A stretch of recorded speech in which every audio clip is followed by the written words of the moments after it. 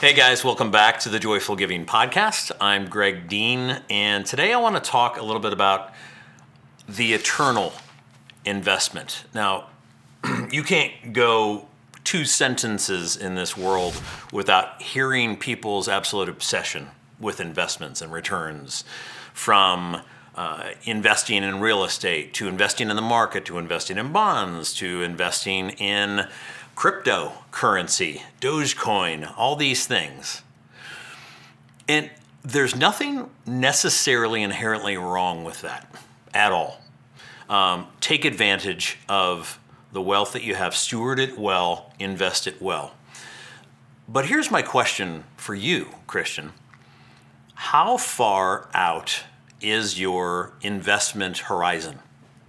I mean, are you thinking 20 years out? Are you thinking 40 years out? Or are you thinking eternity? That changes things, doesn't it?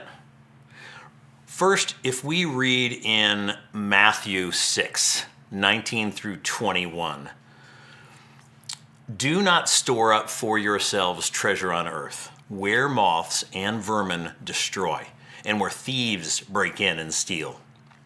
But store up for yourselves treasures in heaven. For where your treasure is, there your heart will be also. Yeah, it's absolutely wise to invest your money well, which is why I'm making a pivot here to thinking about eternity. What could your money do? Well, here, you can be part of a venture capital firm and make 10x your investment on some new hot tech startup. Certainly. You can be in California in the early days and buy a house for $80,000 only to sell it for $1.8 million 20 years later.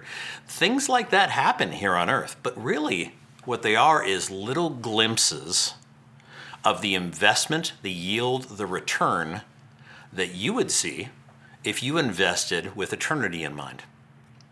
Looking at what you have, stewarding things well, but in godly terms. What if you took that $30,000, $3, $300, $3 million, and you invested it in doing God's work?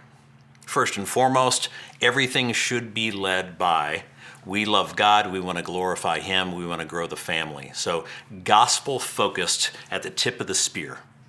And then everything else, right? So what if your funds, as well as your time and your talent, went primarily, the bulk of the pie chart of your investment portfolio was giving toward the kingdom? Truly following in Jesus' footsteps, who actually gave everything to others to ensure that the least of these had what they needed. Why? 1, it's kind, it's the heart of God. 2, once you get the felt need out of the way, you now can talk about their eternal need without them being distracted by that felt need. Think about that. What Jesus did and what Jesus demonstrated for us was, first, focus on the most important thing. Second, if someone were lame, crippled from birth, blind, have leprosy, He would heal that with the power and authority given to Him by the Father. But ever since Pentecost, what has been given to us? Power and authority in Jesus' name. Don't you think that also reflects on our bank accounts? Again, on how we spend our time, how we leverage our talents. If we would take this pivot in our view on money, let's start there, and see it as an opportunity, as it said here in Matthew 6, to store up for ourselves treasures in heaven. I want to take you to Revelation really quick, just to give you an idea of what I'm getting at here. The New Jerusalem, which will be enormous, basically it will be the size of the earth, will have one solid pearl for every one of the 12 gates going around this big square Jerusalem. It will have golden streets It will have 12 layers of priceless jewels, from jasmine to ruby to emerald, etc. In essence, it's saying that the things that we consider hyper valuable here are used as common items in the New Jerusalem. Not concrete that we just mix together and add water to and it solidifies, but gold. Doors not made out of wood that might look really pretty when you put a nice stain on them, but pearl will be considered less than, versus the treasures that will actually be stored up for us. You want to look for the greatest investment in all of history? Look eternally. Look toward God's kingdom.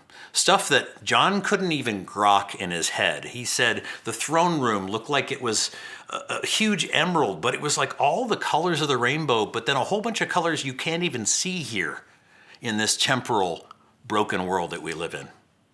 That's where you could be investing. So as you sit down with your family, as you sit down and you put pencil to paper and you consider, where am I investing? Absolutely look 20 years out. Absolutely look 40 years out. But remember that the only reason you still exist here in this creation is to glorify God and enjoy Him and go and make disciples.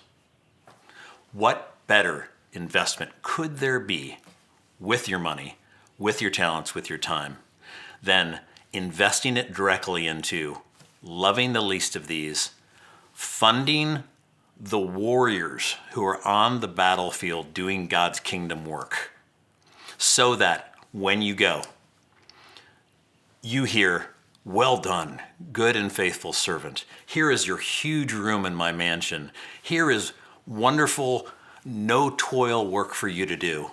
And by the way, here's all your treasure. Do you think you made a good investment?" And the answer will be, yeah, I did. I did. Guys, thanks for listening. This is Greg Dean, and you're listening to the Joyful Giving podcast. Hey guys, if you've been blessed by any of these episodes, please hit the like button and subscribe to the channel. And if you know someone right now, 5 people, 10 people, 50 people right now who'd be blessed by this as well, share. Share to everybody. Thanks for listening.